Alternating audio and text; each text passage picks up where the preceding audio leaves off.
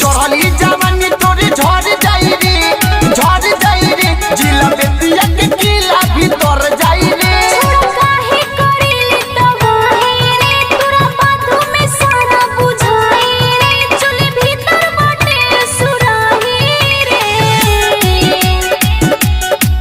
चोटे मारी तो गोरी सिहर जाई रे, सिहर जाई रे, जिला बेतिया के किला भीतर जाई रे।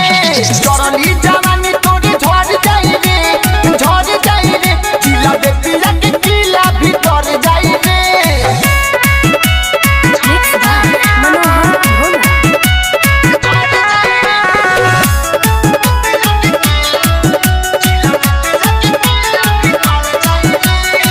ढोरी के ना भी बिगड़ जाई रानी, उमे से चूही टपा टप हो पानी।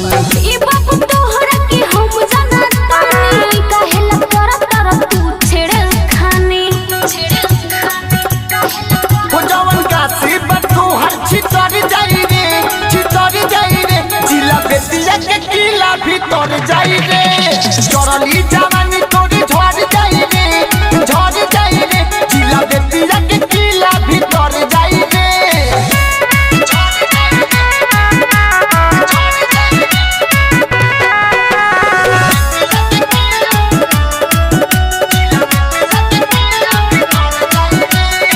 एक बेरी गोरी काटे लगबू खीरी, राजा दीवाना के सटबू तू भीरी।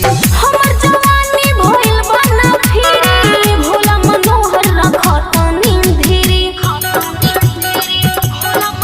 मिडिया राजा के कहबू की धर जाई रे, की धर जाई रे, जिला बेतिया के किला भीतर जाई रे। चढ़ली जवानी तोरी झड़ जाई रे, झड़ जाई रे, जिला बेतिया के किला भीतर जाई रे। अनोखा रिकॉर्डिंग स्टूडियो पटना।